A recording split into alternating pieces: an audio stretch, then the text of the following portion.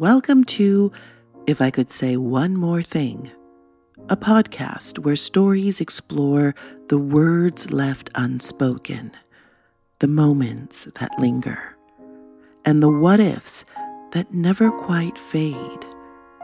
Through fiction, shaped from real lives, we step into the spaces between what happened and what might have been.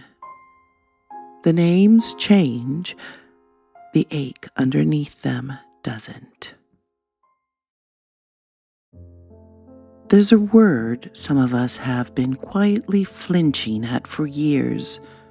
Still single, still renting, still figuring it out. In this story, Ashley is 35, standing at a baby shower full of pastel balloons and other people's certainty, when one relative's question lands like a paper cut. Are you seeing anyone? Still? Ashley's story is inspired by something real she lived through, though her name and identifying details have been changed. What's true is the word still, and everything she's spent years asking it to mean. The baby shower was held in a room decorated entirely by optimism. There were pale yellow balloons, paper clouds suspended from fishing wire, tiny white socks clipped to a string like laundry for mice. Someone had written "Baby Bloom" on a chalkboard in looping script beside a drawing of a daisy that looked emotionally stable. Ashley stood near the gift table holding a miniature onesie that said, "Worth the wait." It was smaller than a pot holder. This seemed rude. Not the onesie itself. The onesie had committed no crime beyond existing in cotton form. But there was something about its tiny sleeves, its tiny snaps, its entire tiny argument for the future that made Ashley feel as if she had walked into a courtroom where everyone else had brought evidence. Across the room, her friend Melanie was sitting in a wicker chair, glowing in the specific way pregnant women are expected to glow at public events. In private, Ashley knew, Melanie had heartburn, back pain, and a new relationship with pillows that bordered on religious devotion. But today she looked luminous. People kept telling her so. "You're glowing," someone said. "You're all belly," said someone else, which seemed like the kind of sentence only women are allowed to say to each other without police involvement. Ashley smiled. She was good at smiling in rooms like this. Not falsely, not exactly. She loved Melanie. She loved that Melanie was happy. She loved the ridiculous cookies shaped like rattles and punch with floating raspberries, and the way everyone clapped when Melanie opened a bottle sterilizer as if civilization had been rescued at last. But underneath that love, something else had begun to hum. Low, private, mean, still. The word had followed her in that morning. It had been in her mother's voice on the phone the day before. "You're still going to the shower, right?" As if attendance were a reporter on character.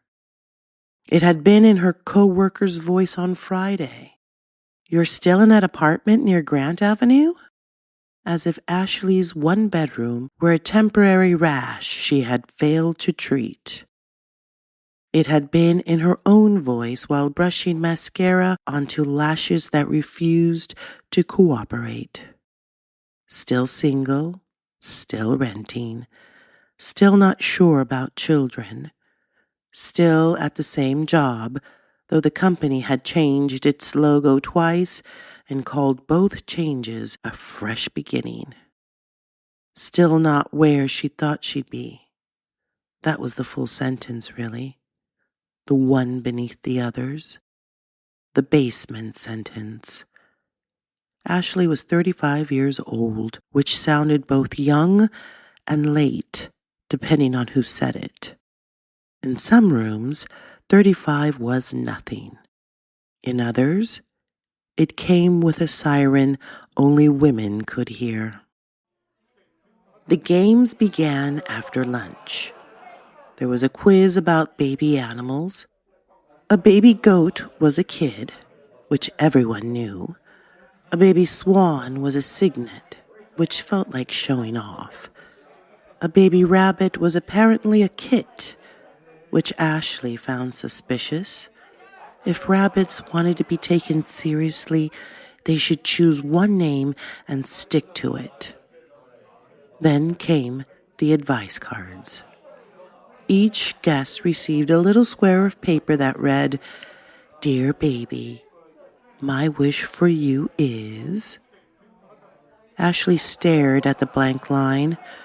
Around her, women began writing quickly. Health, joy, curiosity, kindness, a good sleeper. The last one came from Melanie's sister, who already had 3 children and looked as though she had seen the edge of human civilization and found it covered in crumbs. Ashley held the pen. My wish for you is... She waited to write.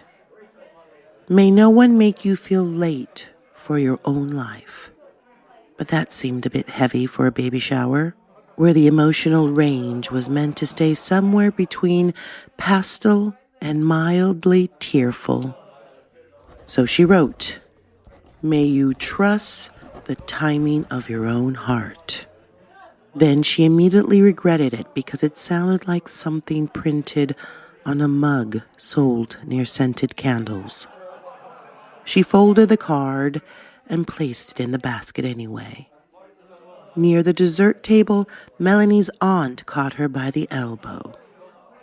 Ashley, sweetheart, she said, with the warm confidence of a woman who had decided closeness could be established by grip strength.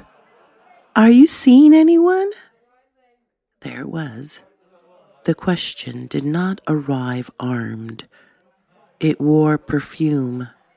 It smiled. Ashley took a breath. Not really, she said. Still? One word, soft as a napkin, sharp as a paper cut. Ashley laughed because that is what women often do when something small has entered the room carrying a weapon. Still, she said.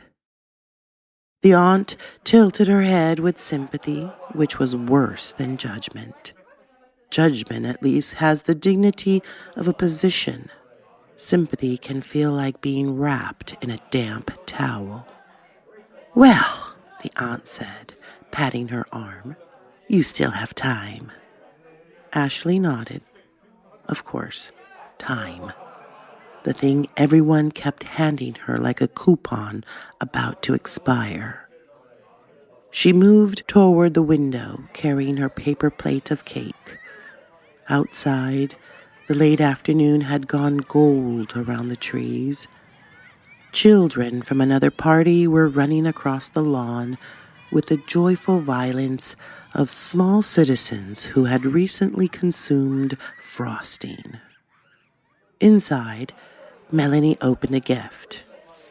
A baby blanket, handmade by someone's grandmother. Everyone made the required sound, a soft communal, oh. Ashley made it too. She meant it too. The blanket was beautiful. But as Melanie pressed it to her cheek, Ashley felt something inside her go very quiet. Not envy. That would have been easier to name. Not grief exactly. More like standing outside a house with warm windows, and realizing you had once assumed, without checking, that you would live there. When Ashley got home, her apartment greeted her with the blunt honesty of spaces that know too much. One mug in the sink, 2 books stacked on the floor beside the sofa, a plant on the windowsill that had survived mostly out of spite. Her apartment was not sad. She hated when people assumed that living alone had to mean sad. It had good light in the mornings. The radiator clanged like an elderly uncle. The kitchen tiles were ugly in a way that had become affectionate over time. Still, after the baby shower, everything looked temporary. The mismatched chairs, the framed print she had meant to replace 4 years ago, the stack of unopened mail sitting on the table with the quiet menace of unpaid adulthood. Ashley kicked off her shoes and stood in the middle of the room, still wearing the floral dress she had chosen because it said celebratory, but not trying to compete with the pregnant woman. A category of clothing no one warns you about. She should eat something. She should change. She should not open Instagram. Naturally, she opened Instagram. There was Melanie, tagged already, sitting beneath the paper clouds, one hand on her belly, laughing at something just out of frame. The caption read, "Can't wait to meet you, little one." Below that, a college friend announcing a promotion. Below that, a former roommate standing in front of a house shaded by an oak tree, holding keys and a child who appeared sticky but loved. Below that, a man Ashley had dated for 8 months, now engaged to a woman with excellent eyebrows and a dog in a bow tie. Ashley closed the app and placed the phone face down, as if it had insulted her personally. Then she saw the box. It sat by the hallway closet where it had been sitting for 2 weeks. Her mother had dropped it off after cleaning the attic. "Just old school things," she said. "You can toss whatever you don't want." Ashley had planned to ignore it until the box became part of the apartment's landscape, like the radiator or the pile of shoes by the door. Tonight, for reasons she would later blame on cake and emotional dehydration, she opened it. Inside were relics from a person she used to be. Yearbooks, report cards, a purple hair clip, a friendship bracelet stiff with age, a plastic trophy from a spelling bee in 5th grade awarded for 3rd place, which felt both specific and discouraging. Near the bottom was a folder covered with silver stars. Ashley remembered those stars. She had placed them carefully, one by one, during a phase when she believed decoration could improve destiny. Inside the folder were old essays. What I did this summer, if I were president, my life at 35. Ashley froze. The page was written in pencil, the loops too round, the confidence almost unbearable. She sat on the floor and began to read. "When I am 35, I will live in a big white house with blue shutters. I will be married to a nice man who makes pancakes. We will have 2 children, a girl and a boy, unless I have twins. I will be a writer, or maybe a lawyer. I will have a dog named Scout. I will wear pretty clothes to work and have dinner at the table every night. I will be very happy because I will know what I am doing. Ashley read the last sentence twice. I will be very happy because I will know what I am doing. Then she laughed. It came out wrong, small and cracked. Poor 12-year-old Ashley. Sweet, bossy little prophet with terrible information. She had imagined adulthood as a furnished room, everything in its place. Husband, house, children, career, dog, dinner table. Happiness as a completed form. Ashley looked around her apartment. No blue shutters. No pancake husband. No children, twin or otherwise. No dog named Scout. Dinner, when it happened at the table, was usually because the sofa had laundry on it. And knowing what she was doing, that was rich. That was wealth. That was a private island. Ashley sat there on the floor with the old paper in her lap and felt the strangest sorrow. Not because she wanted every piece of that imagined life. That was the part that confused her. She was not sure she wanted 2 children. She was not sure she wanted a house. She did not even like blue shutters. They were cheerful in a way she found bossy. But she had carried out the outline without meaning to, without ever taking the page out and saying, yes, this is my contract. Somewhere along the way, the imagined life had become a measuring stick. And every year she had stood against it and quietly failed to reach the mark. The next morning, Ashley woke with the paper still on the table. She made coffee and looked at it while the machine complained itself awake. Sunday light came through the window, soft and almost kind. Outside, someone was walking a dog that looked exactly like a mop with legal representation. Her phone buzzed. Her mother. Ashley considered not answering, but guilt has excellent timing. Hi, Mom. Hi, honey. How was the shower? It was nice. Oh, good. Melanie must be thrilled. She is. A pause, then gently. Did it make you feel funny? Ashley closed her eyes. This was her mother's gift and curse. She could locate the bruise, but not always resist pressing it. A little, Ashley said. Her mother sighed softly. I remember 35. You do? Unfortunately, yes.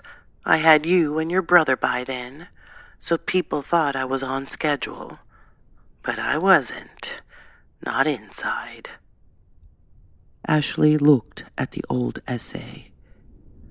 Well, you seem like you knew what you were doing. Her mother laughed. Oh, sweetheart, I had a mortgage, 2 children, and a casserole dish. That is not the same thing as wisdom. Ashley smiled despite herself. I found an old school essay, she said. Apparently, by now, I was supposed to have a house, 2 kids, a dog named Scout, and a husband who makes pancakes. Scout is a good name. That's your takeaway? I'm just saying, a strong dog name. Ashley rubbed her forehead. I thought I'd feel more arrived. Her mother was quiet for a moment. Then she said, Arrived is a funny word. Most of my life, I felt like I was carrying groceries into a house that kept moving. Ashley sat back. There were times her mother surprised her. Not often, But when she did, it was like discovering a hidden room in a home you had complained about for years. "I just feel behind," Ashley said. "Behind who?" Ashley opened her mouth. No answer came. Her mother did not rush to fill the silence. That was new. Or maybe Ashley had only just noticed. Finally, her mother said, "I think we handed you girls a bad map." "You girls?" "You, your friends, your whole generation. We told you that you could be anything," which was true. Then we forgot to mention that you could not be everything by 35 without becoming very tired and possibly unpleasant. Ashley laughed. "That should have been on a poster." "It wouldn't have sold." They stayed on the phone for a few more minutes. Her mother told her to eat something with protein because mothers believe protein is a moral solution. Then they hung up. Ashley sat at the table, the old essay beside her coffee. Behind who? The question stayed. Behind Melanie? Melanie, who had cried in Ashley's bathroom last year because pregnancy had taken longer than expected, and everyone else's announcement felt like little doors closing. Behind Rachel from college, with the oak tree and the sticky child? Rachel, who once texted Ashley at midnight, "Sometimes I sit in my car in the driveway just to be alone for 7 minutes." Behind her ex, with his fiancé and the dog in formal wear? A man who once called a fitted sheet a hostile puzzle and eaten cereal from a saucepan. Behind who? Ashley folded the old essay carefully and placed it beside her laptop. Then she opened a blank document and typed, "Dear Ashley," then stopped. It was too much, too soon. She closed the laptop. Some letters need to know you mean it before they agree to be written. On Wednesday evening, her landlord texted to say the rent would increase in September. Ashley stared at the message. Still renting. The words arrived instantly. Obedient little soldiers. She put the phone down and walked to the window. Across the street, an older woman watered red geraniums on her balcony with great seriousness. Ashley had seen her many times. The woman lived alone, or appeared to. She wore cardigans in improbable colors, and once shouted at a delivery driver with such force that Ashley had applauded from behind the curtain. A few minutes later, Ashley heard a knock. She opened the door to find the same woman standing there, holding an envelope. "I'm in 3B, the woman said. "This was in my mailbox by mistake." "Oh, thank you."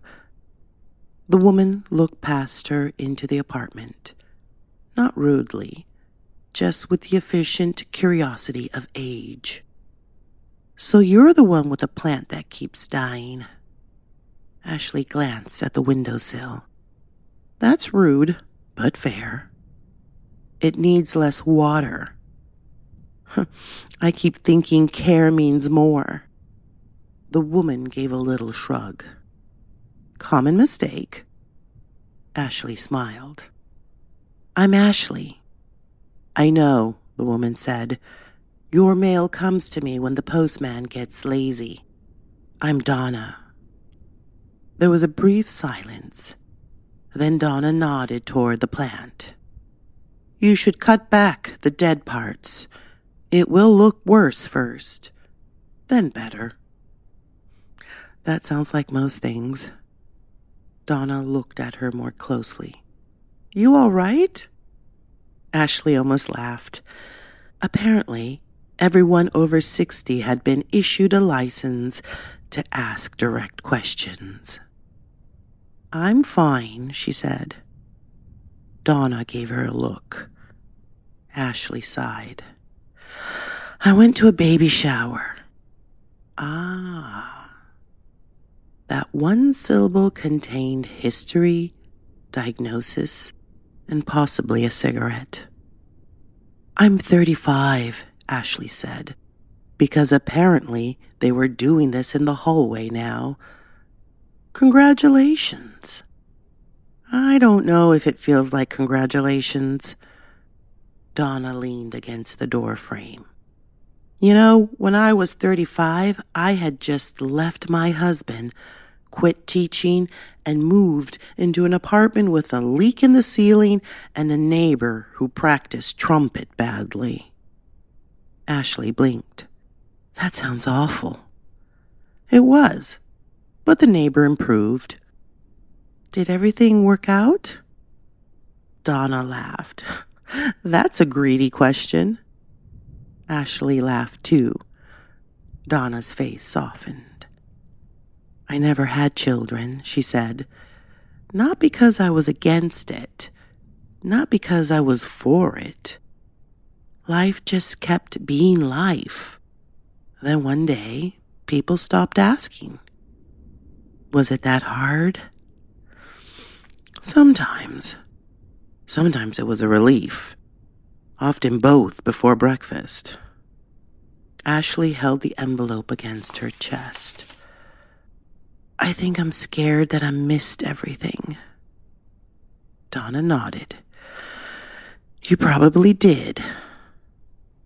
Ashley's mouth opened. Donna lifted a hand. And you'll miss other things. Everyone does. Choose one life and you lose the others. That's not failure. That's math. Ashley felt a small ache rise behind her eyes. Donna continued. Still is a word other people use when they think they know where you were going. Ashley stood very still. Donna nodded once as if she had handed over the correct piece of mail at last. Cut the plant, she said, but not too much. Then she went back to 3B. Ashley closed the door and leaned against it. The apartment was quiet. The plant on the windowsill looked both doomed and hopeful, which made it relatable. She found scissors in the kitchen drawer and stood before it like a surgeon with no references. Slowly, she cut away the dry brown stems, the leaves that had given up weeks ago but remained attached out of habit. The plant looked terrible afterward, embarrassing, exposed.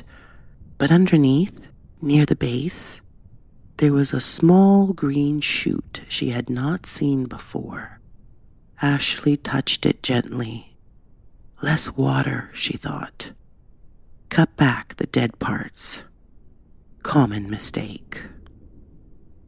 On Friday night, Melanie texted. I know this is a last minute, but could you come over for an hour tomorrow? Dan has to take his dad to an appointment, and I need help sorting baby stuff before I lose my mind and become a cautionary tale. Ashley almost said no. Returning to the scene of the shower felt risky, as if the paper clouds might recognize her. But Melanie was her friend, so on Saturday, Ashley went. Melanie's living room had become a small warehouse for an infant who had not yet arrived.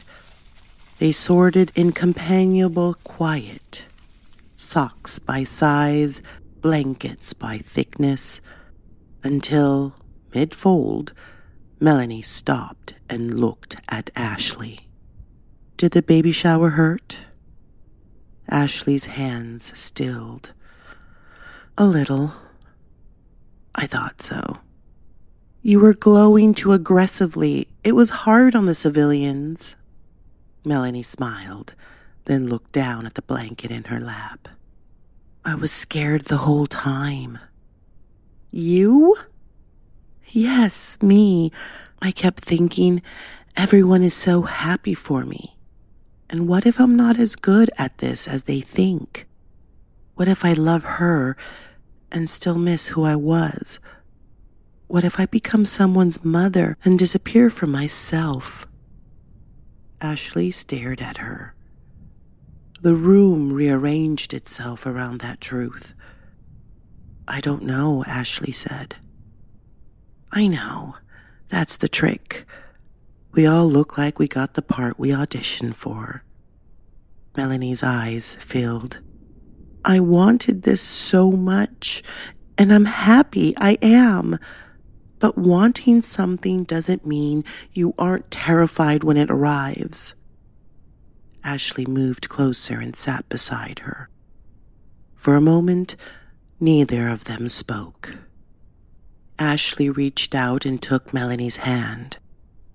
I think I've been comparing my insides to everyone else's announcement. Melanie let out a watery laugh. That should be illegal. It should at least require a permit. Melanie wiped her face. Do you want kids? The question landed gently this time. I don't know, she said. But I think I want the answer to come from me, not from panic, not from a deadline, not from feeling like I'm about to be locked out of some club where everyone owns beige furniture. Melanie nodded. That sounds fair. It sounds late. It sounds yours. Ashley swallowed. Yours. That word had a different weight. Not easy, not solved, but clean. Before she left, Melanie hugged her at the door. You're not behind, she said. Ashley rested her cheek against her friend's shoulder. And neither are you, she said. Melanie laughed into her hair. I'm physically ahead. This baby is leading with her elbows. That night, Ashley took out the old essay again. She placed it on the kitchen table beside her laptop, a cup of tea, and the plant, now trimmed into its awkward new honesty. The apartment was quiet, not empty, quiet. There was a difference, though she had not always respected it. She read the essay one more time. The big white house, the blue shutters, the pancake husband, the girl and boy unless twins, the dog named Scout, the pretty clothes, the dinner table, the certainty. For the first time, she did not feel accused by it. She felt tenderness for the girl who wrote it, for the woman who had been trying all this time to answer it. Ashley opened the laptop. This time, the letter came. Slowly at first. Then, with the shy force of something that had been waiting for permission. Dear Ashley, you were 12 when you wrote this, so I want to begin by saying you were not wrong. You were imagining safety. You were imagining love. You were imagining a life where the rooms were warm, the people stayed, the dog came when called, and dinner happened at a table because everyone had made it home. That was not foolish.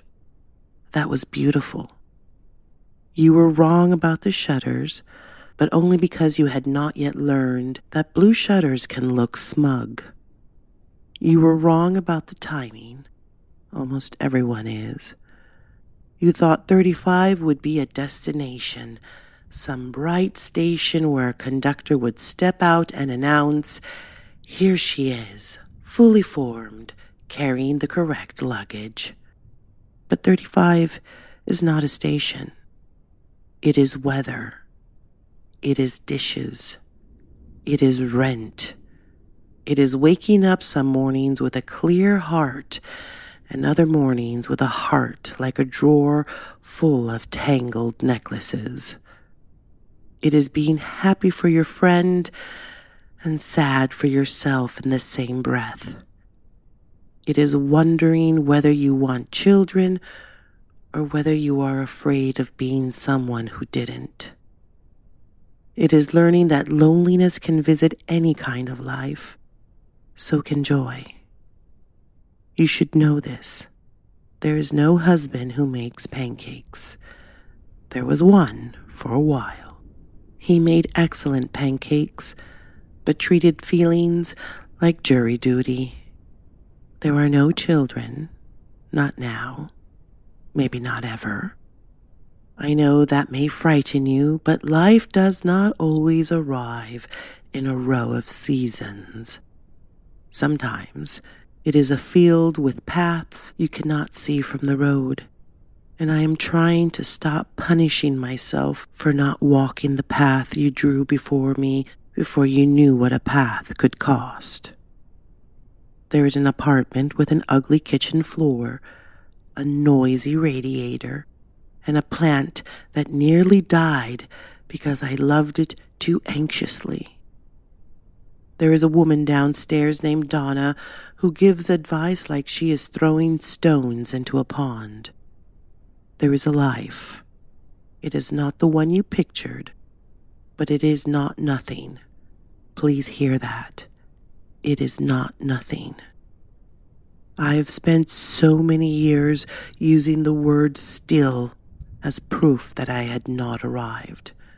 Still single, still renting, still unsure, still becoming, but maybe still was never the insult.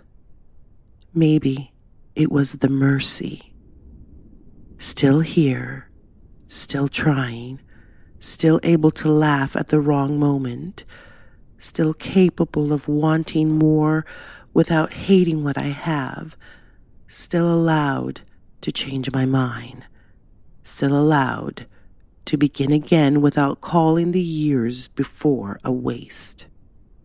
You wanted me to be happy because I would know what I was doing.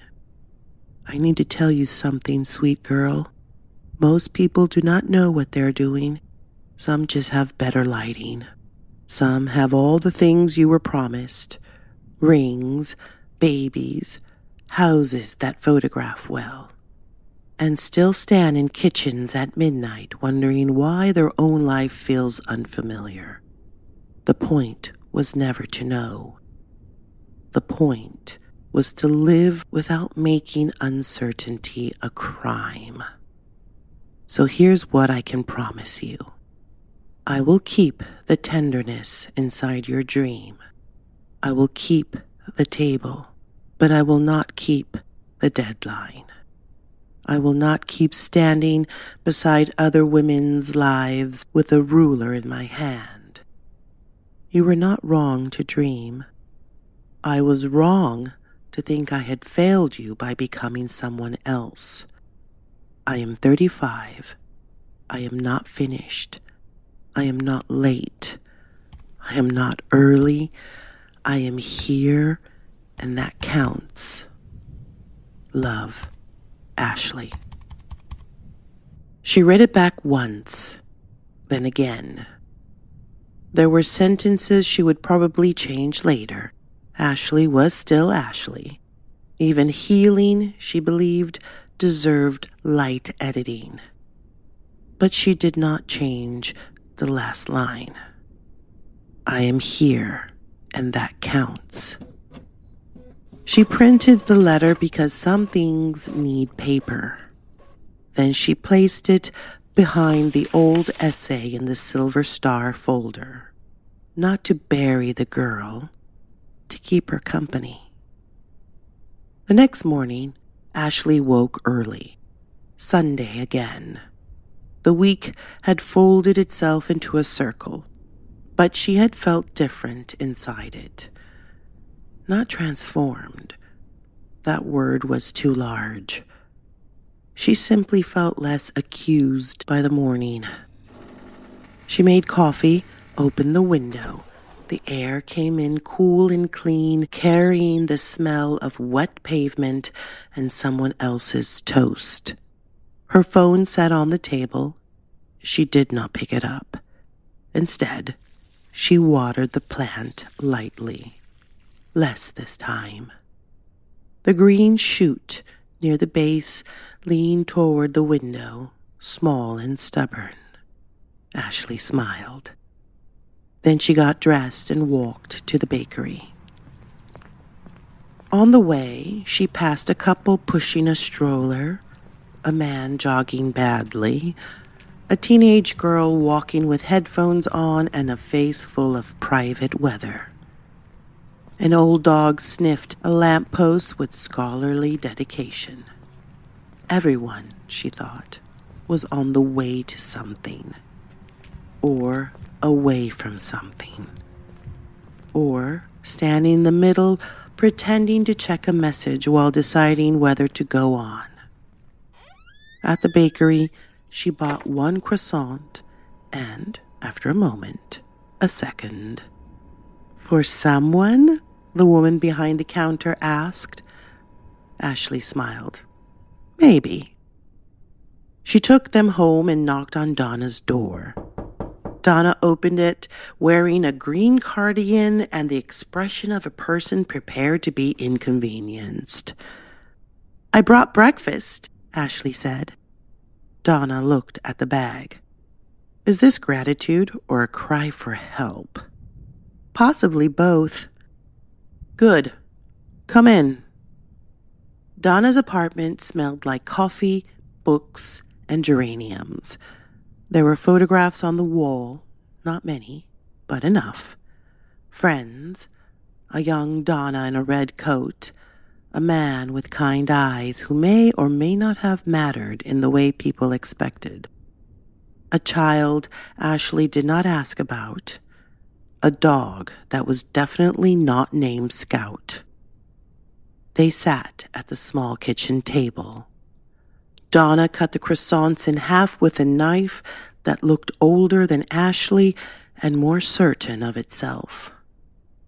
After a while, Donna said, You look better. I wrote a letter.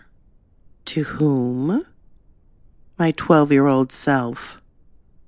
Donna nodded, as if this were a normal adult errand, like renewing a passport. Did she answer? Ashley smiled. No, not yet. She will.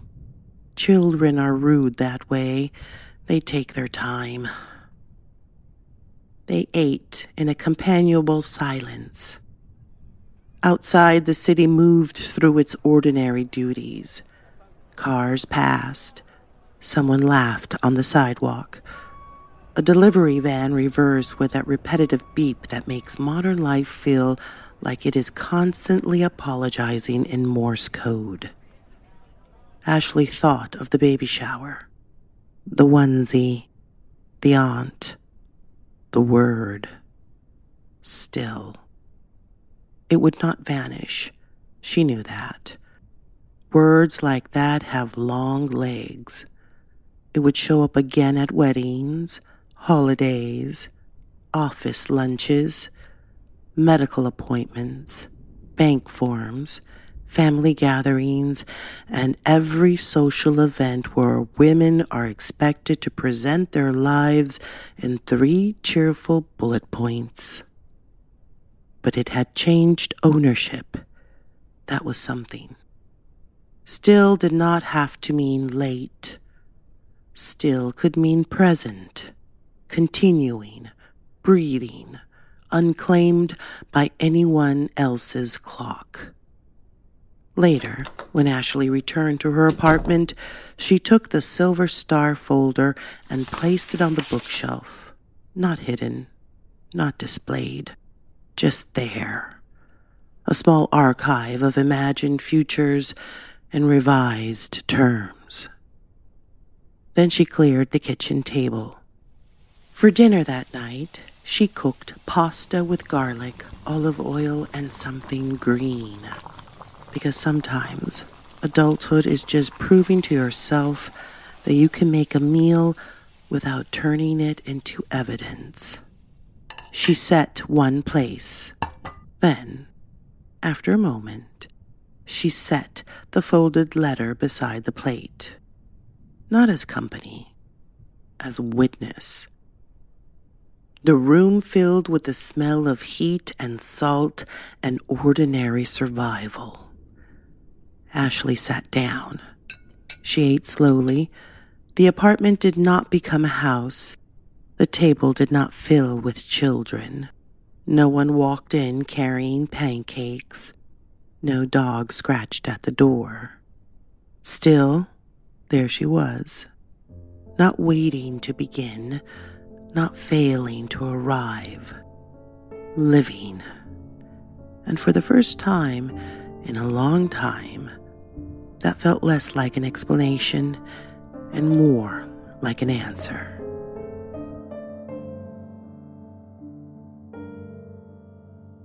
Ashley didn't ask for this story to fix anything. She asked for it because the word still had started running her life without her permission. Ashley, I want to ask you something specific first. When you first heard the story, what was the part that felt most like yours? The onesie, which is a stupid thing to fixate on. I mean, of everything in that story, that's what got me? A piece of cotton with snaps. I remember standing at the shower holding the thing.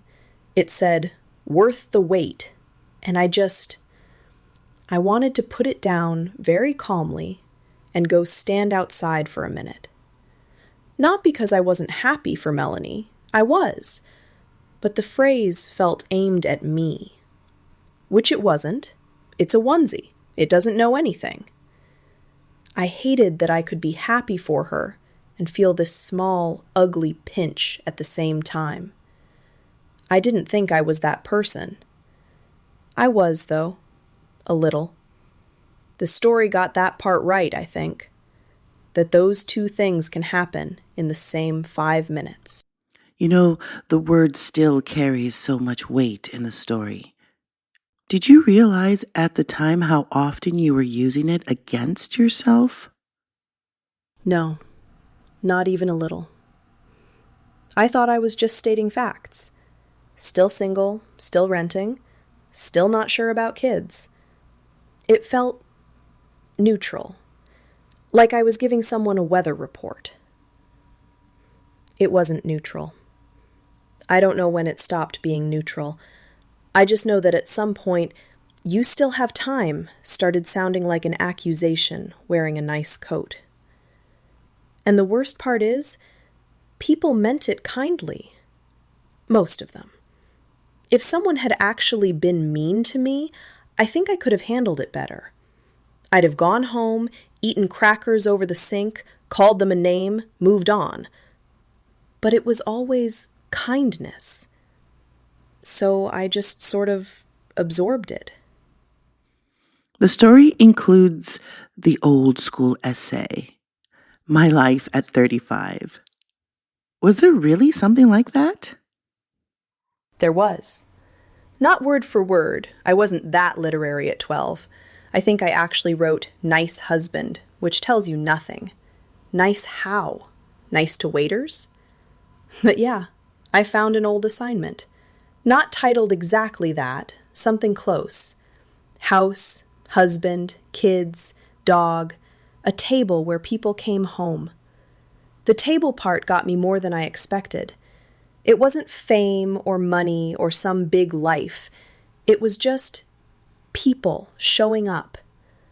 I read it and didn't really know what to do with it for a minute. Did you feel as if you had disappointed your younger self? Yes. And no. Sorry, I know that's not an answer. At first, yeah, completely. I felt like I owed her something. But the longer I sat with it, the more I just felt protective, maybe. She didn't know what she was actually asking for.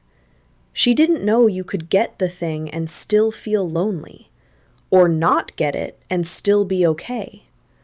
So, I don't know if disappointed is even the right word anymore. Maybe I just didn't understand her for a long time. Donna, the neighbor in the story, gives Ashley a very clear line. Still is a word other people use when they think they know where you were going. Did you have a Donna in real life? Sort of. Not exactly. There was a woman in my building. Different everything. Name, details. She wasn't as quotable, honestly. But she said one thing that stuck. I was going on about not knowing if I'd made the right choices, and she just said, "You don't get to live every version." That's it. No follow-up. She didn't even look up from what she was doing. I found it rude at the time. Took me a while to find it useful instead. You know, one of the most tender parts of the story is Ashley admitting she doesn't know whether she wants children or whether she's afraid of being someone who doesn't. Was that true for you? Very true. I still don't really know how to talk about it without sounding like I'm performing the confusion, if that makes sense. Before I got pregnant, everyone wanted a category from me. Do you want kids? Are you trying? Are you freezing eggs? Are you focusing on your career? Said like career was some guy I shouldn't be dating. I never had an answer. Some days yes, some days I wanted silence forever. The actual fear wasn't the kids part. It was not being able to tell wanting from pressure. Now that I'm pregnant, people assume that question got answered, like a multiple choice got filled in. It didn't, really. I want this baby, that part's true, but it doesn't erase the doubt that came before it. It just means things lined up in a way I could say yes to. Since the story was written, you're now pregnant and in a healthy relationship. Congratulations. How does that change the way you hear it? Harder, actually. In a good way, but harder. Because there's a version where people hear this and think, "Oh, see, she worried for nothing. It all worked out. Happy ending." And that's not what happened. I didn't get okay because I got pregnant. I was already getting a little kinder to myself before any of this. Slowly. Not even every day. Then I met someone. And I don't love how simple good sounds, but he is. He's also a person who has very strong opinions about soup, and once called a throw pillow unnecessary, so human. The baby came from that, not from a deadline. That matters to me more now, actually, not less. Was it difficult to enter a healthy relationship after carrying so much pressure around being behind? Yeah. Pressure makes you audition instead of date. That's the best way I can put it. I'd be sitting across from someone, half listening, half doing math. Would he want kids? Would my mother like him? Why does he say utilize? It was a lot of work for a dinner. With him, I still caught myself doing it sometimes. I'm not going to pretend I turned into some calm person overnight. There was a night early on, he burned the garlic making dinner, and I just thought, I feel safe here. Then I immediately thought, don't ruin this by turning it into a 5-year plan. I mostly didn't. Not always. But he never made me feel embarrassing for wanting things to be clear. That part was new. How did you feel when you found out you were pregnant? Terrified. Happy. Terrified again. Then hungry.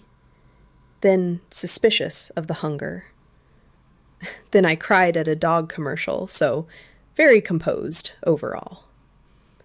People expect one clean feeling from that news. There was joy.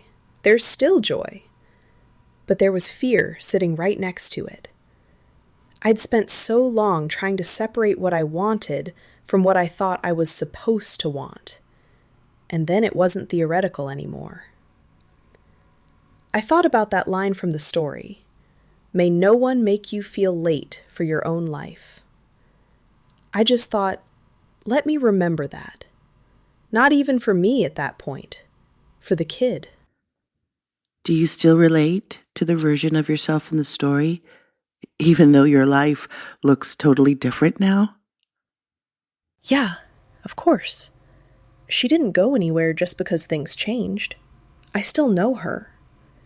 The one on the floor with the old essay. The one scrolling through everyone's milestones like she was checking results she failed. I don't live there full time anymore, but I can get back there fast. One comment. One form at the doctor's office that says advanced maternal age, which someone should answer for that phrase. So yeah, I relate to her. I just don't feel stuck in her the way I used to. What would you say now to someone listening who feels still single, still unsure, still not where they thought they'd be? I'd be careful here, because when I was in it, advice made me want to bite people. Even nice advice, especially nice advice. So I won't say it'll happen. Maybe it won't. I think I'd just say, pay attention to how you're using that word. Sometimes still means you want something you don't have yet. That's fair. That deserves some gentleness. Sometimes it means you're measuring yourself against a life you don't even want anymore. That's worth being honest about. I don't know. That's probably not satisfying. The short version is just, don't let your life become evidence against you. And finally, when you think of 12-year-old Ashley now, what do you want her to know? That I kept more than she'd think. Not the house, not the timeline. But the wanting people to come home. That part stayed. I want her to know she wasn't silly. She just thought a life had to look finished to be safe. I don't know. I think she'd like my apartment. She'd worry about my plant. She'd ask way too many questions about the baby. And she'd like my partner's pancakes.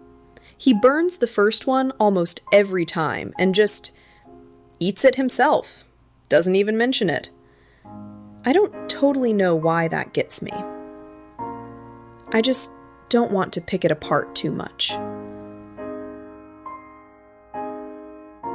By the end, Ashley doesn't get a different life. She gets a different relationship to the one she has. Still stops being the word that measures her against a script she never agreed to, and starts meaning something closer to present, trying, not finished. That's a quieter ending than the one we're usually sold. I think it might be the truer one. If still has ever felt like a verdict you were handed rather than a sentence you chose, this one's for you. You can send me your own story, the unsent letter, the question you're tired of answering, at sayonemorethingpod@gmail.com. And if Ashley's story landed somewhere honest, Share it with someone who's been told they're running out of time. I'm Andrea Applewick, and this is If I Could Say One More Thing.